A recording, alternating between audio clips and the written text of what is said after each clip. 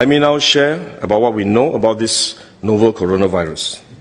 This virus comes from the family of coronavirus, which includes other viruses such as MERS and SARS, as well as the milder variants causing common cold.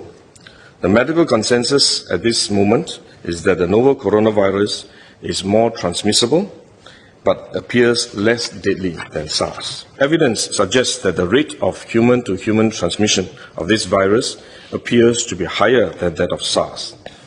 For now, the evidence also suggests that transmission is mostly via droplets. What this means is that the virus is carried within droplets emitted from an infected person over a short distance, such as when a person coughs or sneezes.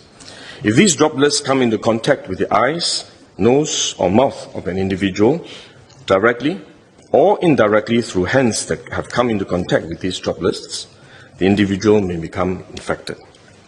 To clarify, there is no evidence currently to suggest that the virus is airborne. There are other viruses, such as the chickenpox, which can easily be transported via air currents, and do not require droplets to contact the eyes or nose.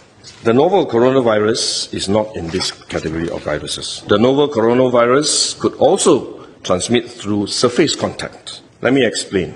When a person sneezes or coughs, the droplets fall onto the surfaces of tables and chairs, and the virus may remain alive for up to a few days. When someone else touches the surfaces of these tables and chairs, the virus can be transferred to his hands, and if he then rubs his eyes or nose without washing his hands, he may become infected. So we should wash our hands. This is also why we only quarantine the close contacts of confirmed cases. For more transient contacts, such as individuals that the confirmed cases may have walked past in malls or hotels, the risk of transmission is low. For coronavirus generally, the person is most infectious when he is displaying symptoms, or what we call symptomatic. And this is likely to be the case for the novel coronavirus as well. There is evidence of limited spread from a person without symptoms during the incubation period. However, this form of transmission may be uncommon and has so far involved isolated cases only. At this point, the evidence still points towards higher transmissibility when the person is displaying symptoms. As such, medical professionals, both overseas and in Singapore, have advised that the most effective way that we can protect ourselves is to practice good personal hygiene. We should regularly wash our hands with soap and water and avoid touching our face with our hands.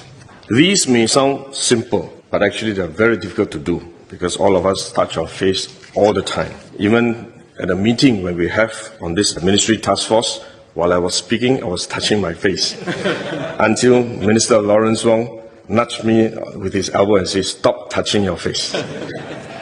So it is simple but extremely difficult, but are actually very effective in preventing all kinds of infection. Potential infection from asymptomatic persons, in fact, is less likely to be from coughing or sneezing directly because they don't have symptoms. They are not sneezing or coughing, but more likely by touching contaminated surfaces, for which masks offer no protection. Wearing a mask when we are well often gives us a false sense of security instead, and we are more likely to touch our faces when we constantly adjust our masks, which is one way the disease spreads. At the same time, we need to protect others, our loved ones, friends, colleagues, and fellow Singaporeans that we come into contact with. If we are sick, we should rest and recover at home as far as possible. If we do need to go out to see a doctor, for example, we should wear a surgical mask to protect others. So this is when mask is needed, when we are unwell and have to go out.